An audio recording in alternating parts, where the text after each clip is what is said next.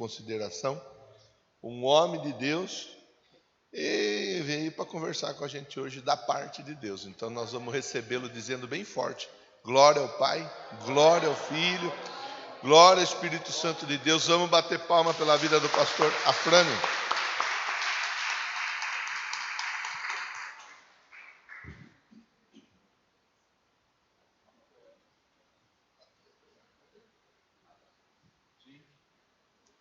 Graças a Deus. Povo de Deus, bom dia, paz seja convosco.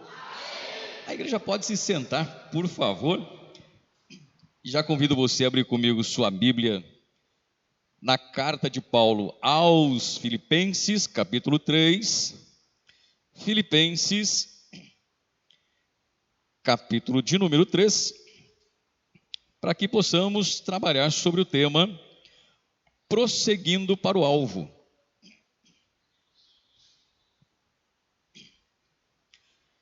Filipenses, capítulo 3, versículos 12 ao 16.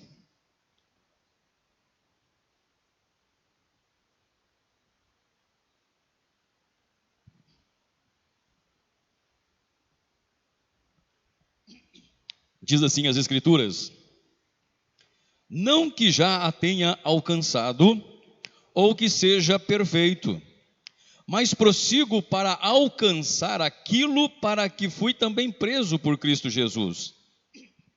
Irmãos, quanto a mim, não julgo que o haja alcançado, mas uma coisa faço, e é que, esquecendo-me das coisas que atrás ficam, e avançando para as que estão diante de mim, prossigo para o alvo, para o prêmio da soberana vocação de Deus em Cristo Jesus. Por isso, todos quantos já somos perfeitos, sintamos isto mesmo. E se sentis alguma coisa de outra maneira, também Deus vô-lo revelará. Mas naquilo a que já chegamos, andemos segundo a mesma regra e sintamos o mesmo. Feche os teus olhos, reclina tua cabeça. Oremos ao Senhor.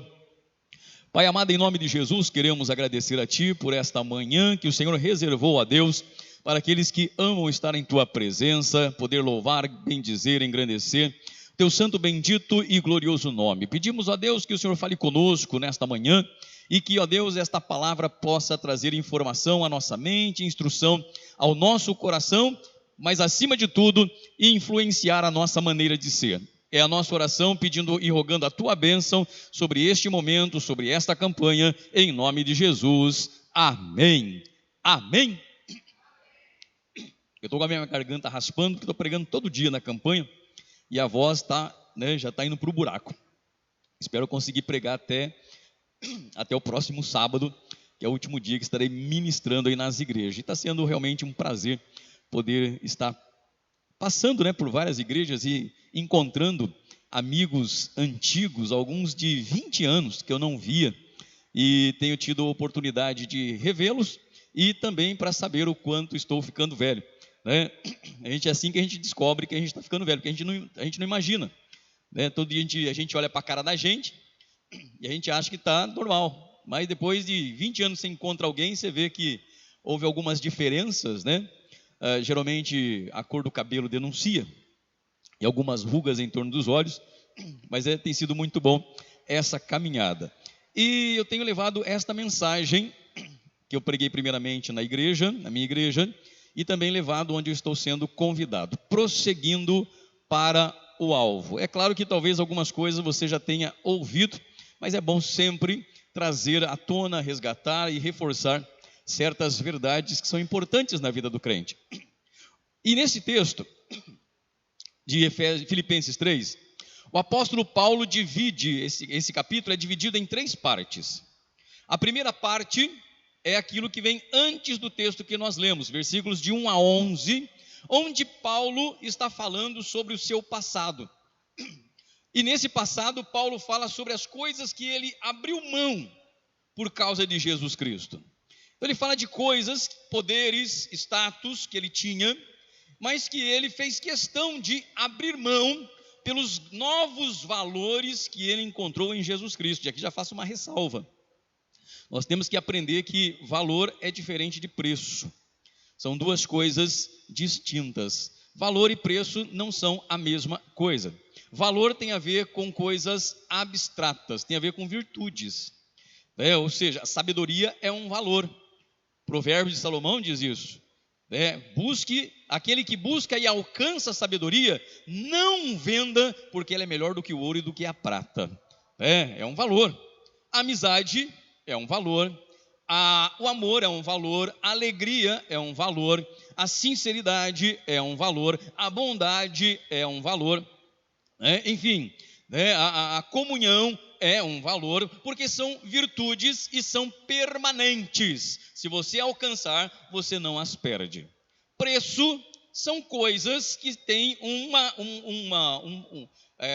objeto que tem uma determinada quantia, que a gente chama de preço. Carro não tem valor, tem preço. O carro não agrega valor. Mesmo que você veja uma campanha dizendo, se você comprar esse carro, você vai ser feliz, a felicidade não está embutida no preço. Não está embutida no preço. Ainda que você possa, por algum momento, ter o seu nível de felicidade aumentado, depois de um tempo, o seu nível de felicidade, ele volta ao normal. Por quê? Porque não vem agregado com o preço. Eu posso ter a casa dos sonhos, como esses dias, uma moça chegou para mim e disse, pastor, esse dia não, já tem um pouco mais de um ano. Ela saiu do apartamento e comprou uma casa, ela e a família. E ela disse, pastor, agora sim eu estou realizada, porque eu estou vivendo na casa dos meus sonhos, tem piscina, tem churrasqueira, a casa que todo mundo gostaria de ter, piscina e churrasqueira, pronto, está resolvido. A felicidade das pessoas é essa, uma casa com piscina e churrasqueira. E comprou, e é uma casa muito bonita, fui lá fazer oração para a casa deles, uma casa muito bacana, com 2 andares, tem com escadaria, chique a casa, bonita a casa, e ela, pastor, eu estou extremamente feliz. Falei, que bom, já quer mudar da casa, não gosta mais da casa. Eu não gosto mais desse lugar, eu não gosto da casa, não gosto dos vizinhos, não gosto do bairro, não gosto disso, eu estou infeliz. Então, felicidade, as coisas que têm preço não agregam valores. Amém? E é isso que Paulo está dizendo, deixou coisas em troca de valores em Cristo Jesus, é o passado dele. Dos versos 17 a 21, depois daquilo que nós lemos, Paulo fala acerca do futuro, onde ele se compara a um estrangeiro nesta terra, um peregrino nesta terra, um errante nesta terra, alguém que não pertence a esta realidade de coisas, onde ele aguarda a verdadeira pátria, a verdadeira morada, que é o céu, quando Jesus vier para resgatar a sua igreja. E nos versos 12 a 16, que a gente leu, Paulo fala do presente. E no presente, Paulo se compara a um atleta de corrida, a um atleta de atletismo que está correndo a sua carreira de forma célere, até alcançar o prêmio que é o objetivo da vida cristã.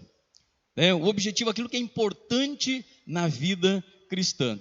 Então, assim como Jesus utilizava de várias figuras de linguagem a partir da realidade dos judeus, Jesus pregava para os judeus dos vilarejos, então Jesus pegava as coisas do cotidiano e transformava em alegoria para ficar mais fácil das pessoas entenderem a sua mensagem, a parábola do semeador, da ovelha perdida e assim por diante, do bom samaritano. Então Jesus pegava coisas do cotidiano e fazia alegoria sobre a espiritualidade. Paulo faz a mesma coisa. Paulo prega para os grandes centros, as grandes cidades, gentílicas de não-judeus, e Paulo também pega coisas do cotidiano dessas pessoas. E entre as coisas que Paulo pega como figura de linguagem, por exemplo, o soldado romano e a sua armadura, para falar sobre as armas que o crente precisa ter, alcançar, desenvolver e saber utilizar. E Paulo também, por várias vezes, não somente aqui, ele fala do cristão como um atleta, seja das corridas ou seja das lutas. E Paulo fala sobre a vivência desses atletas, das características desses atletas, dos elementos que compõem um atleta de ponta. E assim como esses atletas, eles precisam desenvolver certas qualidades, certas habilidades, certas características para alcançar um prêmio, no caso uma coroa, da vitória, uma coroa de louro. O cristão também precisa desenvolver certas habilidades, certas características, certas virtudes, para que consiga prosseguir para o alvo e alcançar os prêmios que Deus tem destinado para a sua vida. Amém? Então, todos nós podemos ser vitoriosos e alcançarmos o alvo, mas todos nós precisamos desenvolver as mesmas características, amadurecer as mesmas virtudes, para que isso aconteça. E eu quero falar sobre algumas delas, sobre 5 delas rapidamente com vocês. 5 características, virtudes, elementos ou coisas do tipo, que eu e você precisamos desenvolver para que possamos prosseguir, correr a carreira cristã e alcançarmos os alvos, os prêmios que Deus tem destinado para cada um de nós. E a primeira característica, a primeira qualidade, o primeiro elemento é a insatisfação. Insatisfação. Aí você me pergunta, mas pastor, então, olha, se tem uma pessoa insatisfeita na vida, sou eu. Eu sou uma pessoa super insatisfeita. Eu não aguento mais essa vida, não aguento mais nada, não vejo a hora que Jesus volte. Isso não é insatisfação, isso é desgosto. Isso é desgosto. A gente está desgosto, tem hora que a gente está desgostoso da vida. Tem hora que a gente está naquele dia, você fala, meu Deus, por que esse mundo não acaba? Por que Jesus não volta logo? Por que não sei o que, Isso é desgosto, não é insatisfação. Paulo diz assim, não julgo ainda haver alcançado. Não julgo. Paulo, você já alcançou um certo nível de perfeição, um certo nível de maturidade na qual parece você é o limite, o topo da vida cristã? Ele diz, não, de jeito nenhum. Eu não julgo ainda haver alcançado. Eu ainda estou como cada um nesse processo de amadurecimento, de crescimento, de caminhada. Eu ainda não recebi a faixa de campeão, eu ainda não levantei o troféu, eu ainda estou lutando para alcançar. Não julgo ainda ter alcançado. Paulo é um eterno insatisfeito nesse sentido. E olha que nós estamos falando de um homem que é um ganhador de almas, um vaso de honra, uma pessoa que abriu muitas obras, que pregou em praticamente toda a Europa dominada por Roma, que fez o evangelho chegar até os confins da terra, conforme Atos 1:8, nos limites do Império Romano. Mas mesmo assim, Paulo não estava satisfeito com as vitórias espirituais que ele tinha alcançado até então. Não julgo haver alcançado. Paulo, assim como os heróis da fé e assim como Moisés, ele queria sempre algo mais. Sempre algo mais. Moisés, quando estava no monte, recebeu as tábuas da lei. Depois de 40 dias desce, o povo já fez um ídolo para seguir, uma imagem para seguir, para chamar de Deus. Ele fica decepcionado, Deus diz para Moisés que vai matar o povo. Moisés intercede pelo povo, pedindo para Deus não matar aquele povo. E Deus diz, então eu não vou matar, mas eu não vou junto mais, não vou acompanhá-los mais, eu vou enviar o meu anjo, e ele vai fazer tudo o que eu ia fazer, ele tem poder para fazer, mas eu não vou com vocês. Eu fico imaginando se fosse numa igreja neopentecostal e Deus dissesse isso. O povo ia dar glória a Deus, aleluia, e falar, manda anjo que a gente quer anjo. Moisés não. Moisés disse, eu não quero anjo. Se o Senhor não for com a gente não vai arredar o pé daqui. O Senhor tem que ir com a gente. E Deus fala assim, Ei, Moisés, pelo amor de mim, hein? Tá bom, eu vou com você então. Mais alguma coisa? Lógico. Eu quero ver a sua glória. Eu quero ver a sua glória. Entra na fenda, vou pôr minha mão, vou deixar você me ver de relance, porque se você ver toda a minha glória, você não resiste. Irmãos, o crente tem que ter essa disposição. O apóstolo Paulo, apesar de julgar não ter alcançado a perfeição, era um homem maduro na fé. Ele se considera um homem maduro na fé. A partir do momento em que ele tem um contato com Cristo e ele passa por um processo de aprendizagem, de autoavaliação, ele se considera, né, em algum momento da sua vida, um homem maduro na fé. E a maturidade, o exemplo, a característica de maturidade é reconhecer a própria imperfeição. É o primeiro elemento, né? A prova de maturidade espiritual, uma delas, é quando a gente reconhece que não é perfeito. Aliás, meus irmãos, a palavra perfeito, né, não significa, né, algo que você alcança de uma vez por toda, uma perfeição absoluta. Perfeito tem a ver com finalidade das coisas. Perfeito nesse texto vem da palavra teleios, que significa finalidade, que vem de telos, fim. Finalidade, uma coisa feita para um determinado objetivo e cumpriu com aquele objetivo. Exemplo, esse objeto aqui, que eu estou usando há 4 anos. Né, estou usando este objeto. Alguém chegou para mim e falou assim, né, nossa, pastor, a pior coisa que existe é óculos. Né? Eu falei, não, é a melhor coisa que existe, porque sem ele não consigo ler. Né, não consigo enxergar de perto. É a melhor coisa que existe. É ruim ficar carregando, transportando para lá e para cá. Às vezes você coloca no bolso, abraça alguém e entorta. Né? Mas é a melhor coisa que existe. Então, há 4 anos e meio, eu estou usando este objeto. Por quê? Porque os meus olhos estão ficando velhos. Só eles, o resto não. Né? Os meus olhos estão cansados. Né? Então, eu fui no oculista e o oculista disse, você precisa de óculos. Né? E quando a gente ouve uma palavra dessa, a gente envelhece uns 30 anos. Tá bom. E ela me deu a receita e disse, então você vai até algum lugar lá e faz o óculos segundo esta receita. E aí então, quando eu fui buscar o meu óculos, todo ansioso para poder ler novamente com mais tranquilidade, e eu botei o trem, eu falei, muito obrigado Jesus, porque eu era cego e agora estou enxergando. Perfeito. Ele cumpriu com a sua finalidade. Ele cumpriu com a sua finalidade. A perfeição está na execução perfeita de acontecimentos, de fases na nossa vida. Paulo está se referindo ao campeão do atletismo, a perfeição daquele que se aperfeiçoou de tal maneira que subiu no pódio. Mas não acaba por ali, a vida do atleta não acaba no pódio. É uma etapa da sua vida, e aquela etapa da sua vida, ele concluiu perfeitamente. Amém?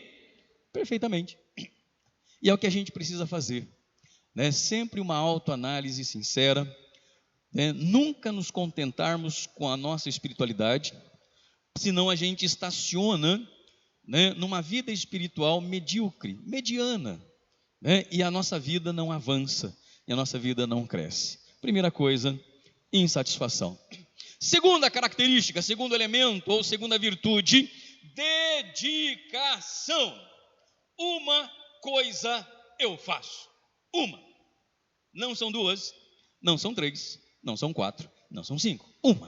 Uma coisa eu faço. Paulo tinha um objetivo claro, bem definido, e não se distraía com outras coisas. Ah, pastor, eu tenho muitas prioridades. Não existe prioridades. Se são prioridades, já deixou de ser prioridade. A prioridade é uma. Eu posso ter muitas coisas para fazer, então eu não posso resolver todas ao mesmo tempo. É impossível resolver várias coisas ao mesmo tempo.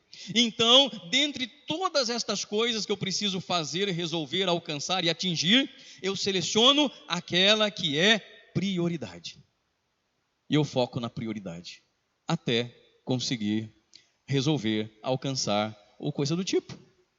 Consegui, risco da lista e coloco outra, priorizo outra coisa da lista. Prioridade, uma coisa eu faço, né? Paulo não se perde em outros interesses. Meus irmãos, Jesus na parábola do semeador, ele fala justamente sobre isso. Numa das sementes, né, Jesus fala que uma semente cai no meio dos espinhos. Ela até chega a florescer, mas os espinhos a sufocam e ela murcha e morre. Os discípulos perguntam, Senhor, o que isso significa? E Jesus diz, a semente caiu no meio dos espinhos, são aquelas pessoas que ouvem o evangelho com alegria, recebem o evangelho com alegria e até começa a florescer. Mas os espinhos a sufocam, ou seja, as preocupações do dia a dia, as muitas preocupações do dia a dia, faz o evangelho dentro dela murchar, morrer, e a vida da pessoa deixa de ser frutífera, espiritualmente frutífera. Ou seja, e o que é uma vida espiritualmente frutífera? É uma vida onde desenvolvemos o amor, a alegria, a paz, a bondade, a fidelidade, a mansidão, domínio próprio, etc, etc, etc. Recebe o evangelho. Mas logo as coisas do dia a dia voltam a ocupar a mente, o tempo, o esforço da pessoa, e o evangelho vai murchando. A mensagem do evangelho vai murchando e a vida da pessoa não é transformada, ela continua do mesmo jeito, da mesma forma e da mesma maneira. Paulo era uma pessoa dedicada naquilo que ele se propunha a fazer. E o que Paulo fazia? Pregar o evangelho. Para ele, o alvo da vida dele era pregar o evangelho, falar do amor de Cristo para as pessoas. Ele até chega a dizer aos romanos, na carta aos romanos, que ele tomou isso como uma obrigação pessoal. Ele se impôs esta obrigação de pregar o evangelho, e ele diz: e ai de mim se eu não pregar, porque eu me impus essa obrigação. Esse é meu alvo, esse é meu objetivo, esse é o meu chamado. E ele focava, e ele olhava, e ele não se desviava para outras coisas. Irmão, se você tem um objetivo na sua vida, não se distraia. Não se distraia com outras coisas, não deixe que outras coisas tirem a sua atenção. Seja como Neemias, o governador que disse para o rei Xerxes, me permita ir lá para Jerusalém, reconstruir os muros da cidade dos meus pais, que estão todos destruídos, em ruínas. Eu ouvi essa notícia, e o meu mundo desabou em saber que a cidade dos meus pais continua destruída há mais de 70 anos. Pode ir, vai lá reconstruir. E Neemias foi com esse propósito, e quando ele começa a construir, começa a surgir os problemas, impedimentos e pessoas contrárias, opositores. Em algum momento, onde o muro estava pela metade, os opositores insistiram para tirar a atenção dele, dizendo: Neemias, vem cá bater papo, vem cá conversar. E por 3 vezes me chamaram, diz Neemias, capítulo 6, verso 3, mas por 3 vezes eu disse: não posso descer, porque eu estou executando uma grande obra. Para você tem que ser grande. O tamanho da importância do que você busca é o tamanho da força que você vai empregar, da dedicação que você vai empregar. Terceira coisa, terceiro elemento, terceira virtude, terceira característica: direção. Direção. Ter uma direção definida, clara na vida. Paulo diz: esquecendo-me das coisas que atrás ficam e avançando para aquelas que estão diante de mim. Direção. Precisamos de direção na nossa vida. Quem está na corrida não olha para trás, nem para saber o que já percorreu, nem para saber como é que estão os outros concorrentes. Paulo nunca se comparou a ninguém. Paulo nunca se comparou. Há muitas pessoas que estão, muitas vezes, satisfeitas onde chegaram. Paulo somente olhava para Jesus. Paulo somente olhava para Jesus. Ele não se distraía com as coisas. Ele tinha uma direção definida. Irmãos, nós temos um GPS instalado em nós no dia da nossa conversão, chamado Espírito Santo. O Espírito Santo é o nosso guia. Se eu permitir que o Espírito Santo, de fato, me guie, ele vai me guiar. Ele vai me guiar. O Espírito Santo para quem, espero que uma boa parte se lembre, o Espírito Santo é o grilo falante do Pinóquio. Tem um desenho novo agora, do Pinóquio, que é um pouco mais próximo da literatura. A literatura é triste, não é feliz a literatura. É um drama. E o grilo falante é o quê? É a consciência do Pinóquio, que fala para ele: não faz isso, mas ele vai lá e faz. Ele sabe que não pode fazer, ele sabe que não é o caminho, mas ele vai e faz, e as coisas dão erradas. O Espírito Santo é o grilo falante, né? É a nossa consciência, é aquele que diz, né, o melhor. Sabe quando acende a luzinha vermelha e você fica pensando, né? Você fica, será? Não, mas está dizendo que não. Ah, mas quem sabe dá certo? E aquela luta, né, entre nós e o Espírito Santo. Não olhe para trás. Ah, pastor, mas hoje eu sofro porque há 20 anos atrás, há 30 anos atrás, um dia minha mãe, num acesso de raiva e de fúria, porque eu fiz uma coisa errada, ela disse: menino ou menina, você nunca vai ser ninguém na vida, e é por isso que hoje a minha vida não vai para frente. Ouviu? Aquilo trouxe um certo trauma, e agora qualquer coisa que sai do controle, a gente desiste porque acredita que é uma maldição que nos acompanha. Então a gente não se esforça para sair dela, né? A gente fica vivendo desse passado, alimentando esse passado, sofrendo. Sabe que há uma diferença entre dor e sofrimento? São duas coisas diferentes. A dor é inevitável. Sofrimento é opcional. Sofre quem quer. Sofre quem quer. A dor é inevitável. Pastor, dá um exemplo. Eu vou dar um exemplo bem chulo, mas você vai entender. Sabadão, você disse assim, ó: não vou sair de casa hoje. Nem vou tomar banho, nem tirar o pijama. Vou ficar em casa. Hoje eu vou tirar um dia para descansar. Acabou a campanha dos 12 dias. Nesse sábado eu vou ficar em casa. E aí você acorda naquele sábado, dorme até a hora que você quer, acorda. E aí fala assim, aí desce na cozinha para fazer um café. Assim, poxa, mas não tem aquele pão com mortandela. Porque o pão gostoso não é pão com mortadela, é pão com mortandela. Não tem pão com mortandela. Tem panetone que sobrou do Natal, da cesta básica do Natal, mas não tem pão com mortandela. Eu falei que não ia sair, mas eu vou sair só para comprar o pão com mortandela. Aí você tira o carro da garagem, vai na padaria comprar o pão com mortandela, mas de repente, por um descuido, você bate no carro de alguém. Você bate no carro de alguém. Você está errado, não tem seguro, você vai ter que pagar o conserto. E aí, aquilo dói. Graças a Deus ninguém se machucou, mas aquilo dói. Por quê? Porque você tinha aquela reservinha, você tinha aquela graninha, ou nem tinha, e vai ter que dar um jeito de arrumar para poder consertar o carro da pessoa. Isso dói, machuca. Isso é dor, é o momento, não tem o que fazer. Estou errado, vou ter que consertar o carro da pessoa, né, para não ter problema, porque o erro foi meu. Você é crente, você assume seu erro. Aí você vai e você paga. Aquilo é dolorido, dói, é um dinheirinho que vai embora. Podia estar fazendo outra coisa com ele, mas foi. Doeu, já foi, pagou, consertou, resolveu. Doeu. O que é sofrimento? Sofrimento é quando eu fico repetindo essa historinha na minha cabeça. Mas por que eu fui sair? Eu tinha prometido para mim mesmo que eu não ia sair de casa. Agora aquele dinheiro que eu podia fazer outra coisa, eu tive que consertar o carro da pessoa. E aí você fica repetindo, passa meses, passa semanas, passa anos, e você continua contando a historinha triste daquilo que se passou. Isso é sofrimento. Isso é sofrimento. A dor já passou, já está resolvido, já teve que pagar, a dor já foi, de ver o dinheirinho indo embora. Já foi, resolveu, não tem como voltar atrás. Bom, passou, já foi, não tem o que fazer. Graças a Deus, resolvido, ninguém ficou mal, perdi uma graninha, mas tem que correr atrás e recuperar.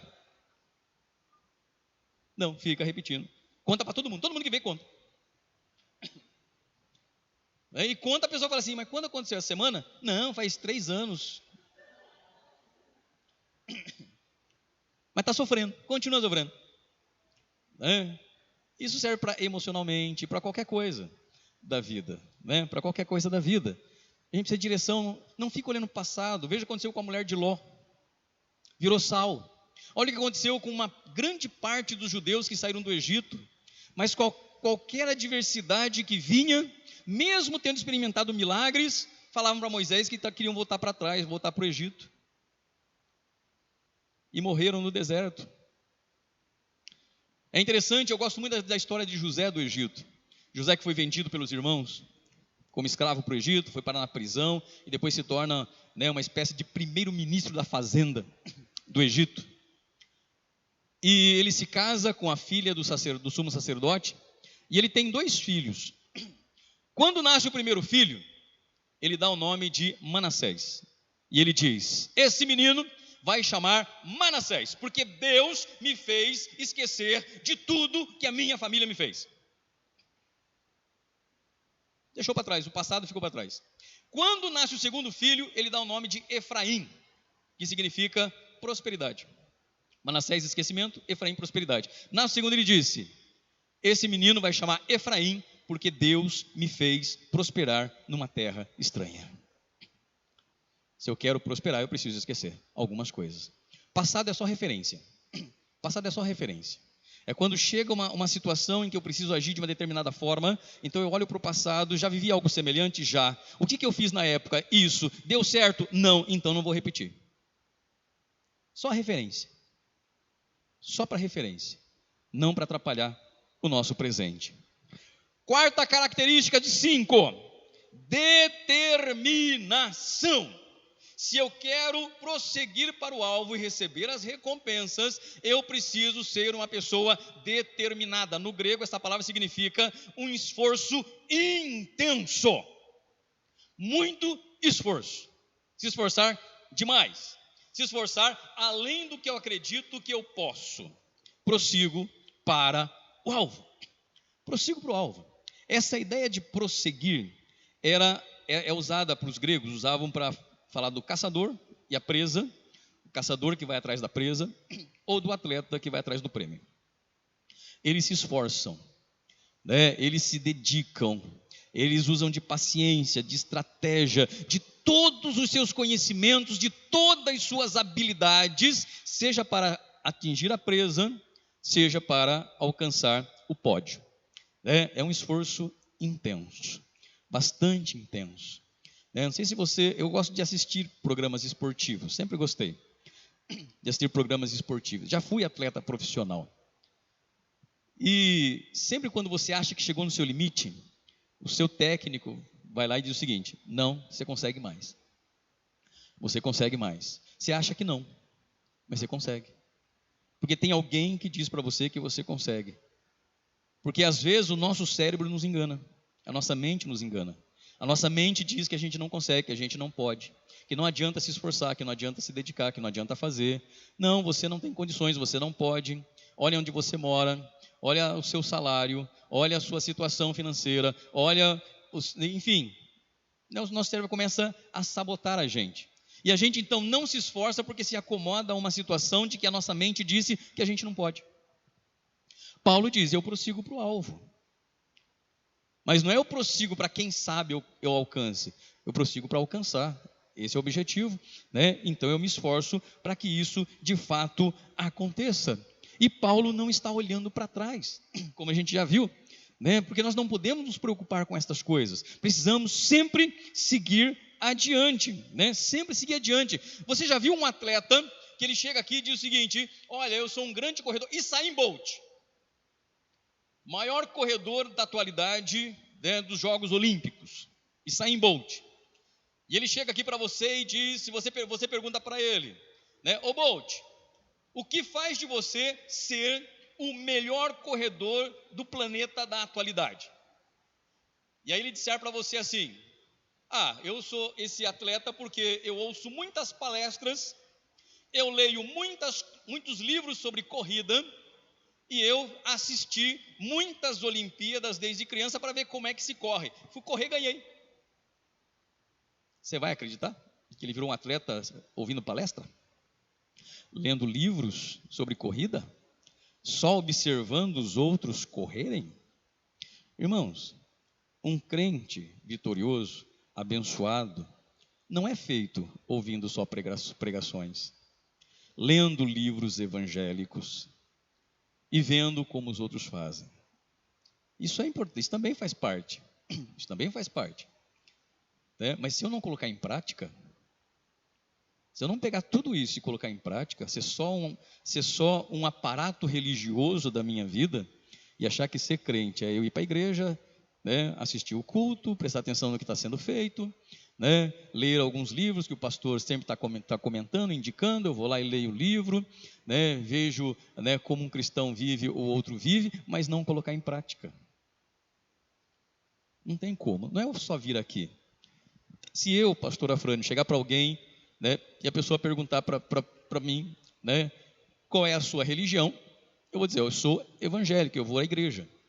Isso diz o que para a pessoa que não me conhece? Que eu sou uma pessoa religiosa, não diz mais nada. Só diz que eu tenho como religião, né, o fato de ser evangélico, né, de ter adotado ou assumido a religião evangélica. Mas isso não diz nada ao meu respeito. Né? Não diz se eu sou cristão de fato. São as minhas atitudes que vão demonstrar se eu sou cristão. Né? E para isso, a gente precisa ser determinado, buscar as coisas com mais determinação na nossa vida. Porque senão, sabe o que acontece? O que hoje tem acontecido, né, de uma forma geral na igreja.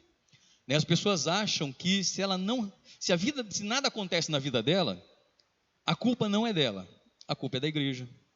A culpa é de quem orou por ela que não tem poder, não tem unção. É que a campanha, né, parece que a campanha na outra igreja é mais poderosa do que na minha. Então eu começo a achar que a culpa é de quem está ao meu redor, que não tem o poder suficiente para transformar a minha vida. Mas você pode ir em qualquer lugar. A gente ouve muito isso hoje. Vou terminar, falta só mais um. Hoje se ouve muito, né? A pessoa fala assim, não há problema de pessoas trocarem de igreja. Não há problema nenhum pessoa trocar de igreja. Assim como pessoas novas vêm de igreja para cá, e pessoas daqui vão para outra igreja. Faz parte. Isso é muito comum. Né? O importante é que sejam por motivos válidos. Isso tem que ser levado em conta. Mas muita gente fala assim, né? Então, pastor, porque Deus, eu falei com Deus. Eu não sei que Deus fala tanto com certas pessoas que é impressionante. Eu falo, Deus, eu também quero. O Senhor fala tanto com as pessoas assim, que as pessoas vêm com tanta convicção, que orou ao Senhor e o Senhor falou, olha, aqui não é mais o seu lugar, eu não gosto mais dessa igreja, agora você vai lá naquela outra lá. Né? Agora eu estou lá, eu estou naquela lá. Né? Então, aí Deus falou comigo. Né? Deus falou comigo que agora eu tenho que ir lá naquela igreja. Eu até fui dar um pulinho lá, e não é que lá Deus falou comigo, tocou no meu coração? Né? Então Deus falou que agora quer eu lá. Eu falei isso na minha igreja, falei, você pode trocar de igreja, não tem problema. Mas pelo amor de Deus, não vem falar para mim que Deus falou para você. Porque de duas uma, ou você está mentindo deslavadamente, descaradamente, ou você endoidou. Sabe por quê? Porque um dia, uma mulher samaritana, conversando com uma pessoa, não sei se você conhece, chamada Jesus Cristo, e ao falar com Jesus, ela percebe que Jesus é um tipo de profeta. A princípio, antes de reconhecê-lo como Messias, ela diz, vejo que o Senhor é um profeta, que falou da vida dela. Ela diz, já que o Senhor é o profeta, me explica, me ensina, me dirige, qual é o lugar certo para adorar a Deus. Nossos pais dizem que é em Gerizim, no monte. Vocês, judeus, dizem que é Jerusalém, no templo. Qual é o lugar onde Deus quer que eu adore? Sabe qual foi a resposta de Jesus? Mulher, nem no monte, nem no templo. Deus está preocupado onde você adora, mas como você adora. Porque Deus é espírito, não é parede, não é teto. Deus é espírito, e importa que os verdadeiros adoradores o adorem na mesma essência e natureza, em espírito e em verdade. Deus está procurando esses adoradores e vai junto com eles, procura eles e vai até eles, não importa o lugar. Deus não está, né, às favas o lugar onde você está, Deus não está preocupado, mas sim como você está adorando. Né? Outra coisa é aquele negócio, né? Eu preciso estar num lugar que me agrade. Ou seja, eu tenho que me sentir bem. Eu digo, se essa é a sua Se essa é o critério de escolha, você está se auto-endeusando. Você está idolatrando a si mesmo, porque você tem que buscar um lugar onde você tenha liberdade para agradar a Ele, e não a você. Se você está buscando um lugar para se agradar, então você já está recebendo a sua recompensa das pessoas que estão te agradando, te bajulando e te lambendo para você ficar lá. Você tem que ter um lugar aqui, eu tenho liberdade para agradar o meu Deus através do meu louvor, da minha adoração, do meu serviço e da minha vida. Amém? Para isso precisa de determinação. E por último, para terminar, que eu falei para o pastor que ia terminar um pouquinho antes do tempo que ele me deu, e já estou estourando aqui o tempo que eu mesmo dei para mim. Terceira e última característica, disciplina. Não adianta insatisfação, direção, determinação e tantas outras coisas se não houver disciplina. O apóstolo Paulo, versículos 15 e 16 diz: irmãos, nós podemos até ter um pensamento diferente, podemos até ter algumas divergências, mas Deus vai revelar, Deus revela. Podemos ter algumas divergências de pensamentos, de ideias, de sentimentos, versículo 15, mas Deus vai revelar. No 16, mas onde nós já chegamos, onde nós já avançamos, onde nós já conquistamos, mantenhamos todos a mesma regra. Podemos pensar diferente. União, unidade, comunhão, não é ausência de conflito. Não é ausência de divergência. Se você vive em família, se você se reuniu, se você é uma pessoa que se reúne no Natal com a família, você sabe que sempre haverá divergências entre a família, mas estão sempre juntos. Tem aquela tia barraqueira, mas está junto. Tem o tiozão pinguço que abraça e beija todo mundo, mas é família. Pode até não gostar dele. O tio fulano vai, o tio Chico vai. Na minha casa é o tio Chico.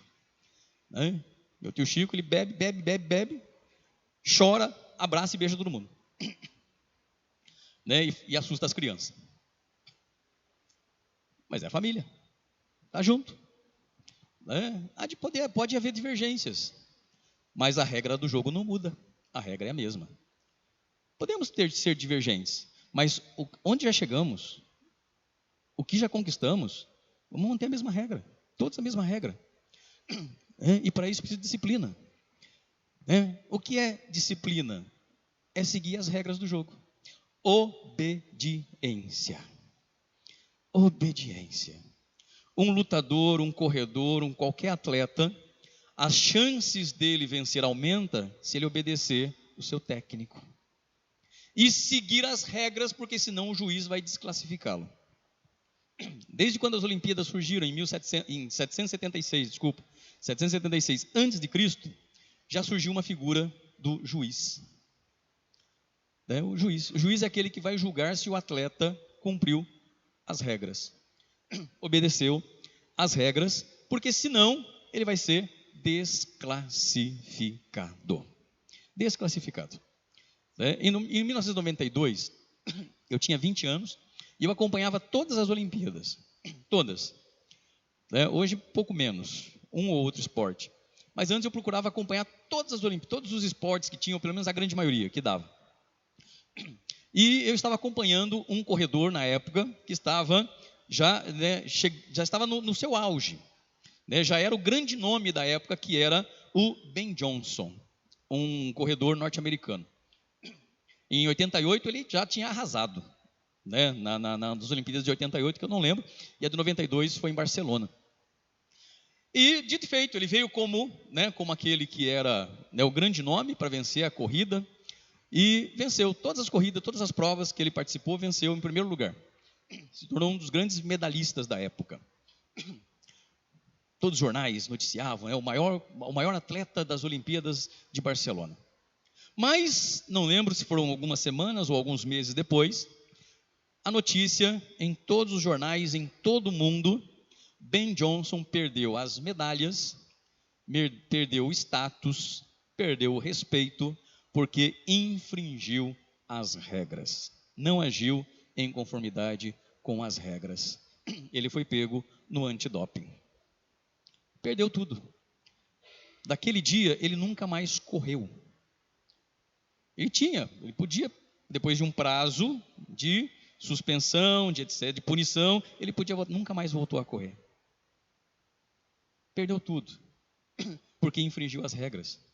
Irmãos, nós somos cristãos, nós temos um livro de regras, e não adianta eu prosseguir para o alvo, querer a recompensa, se eu não obedecer às regras, porque nós temos também um juiz que vai nos julgar.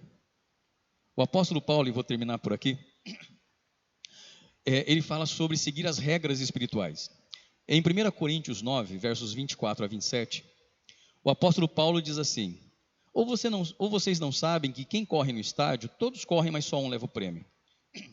E o lutador, de tudo ele se abstém, tudo para alcançar uma coroa de louro, mas nós uma coroa de glória.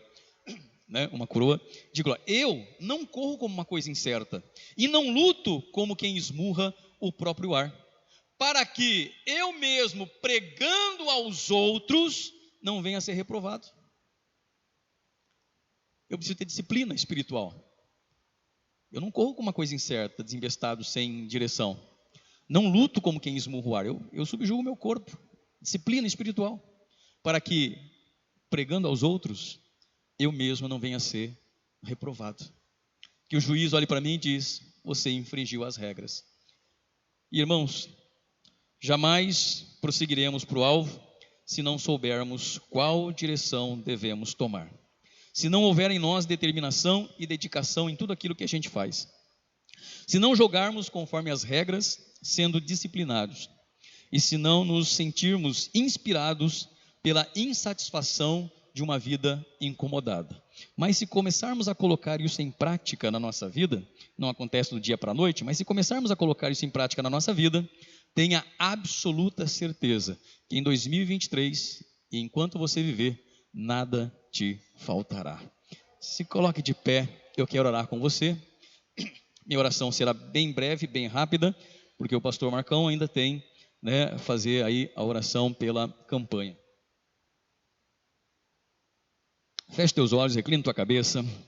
Pai amado, em nome de Jesus, queremos agradecer a Ti por esta manhã, pelo 7º dia de campanha, ó Deus, e pela graça, vigor, força e desejo e motivação para poder estar na Tua casa, celebrando, engrandecendo, enaltecendo, aprendendo, para podermos colocar em prática tudo aquilo que o Senhor tem nos dito e ensinado.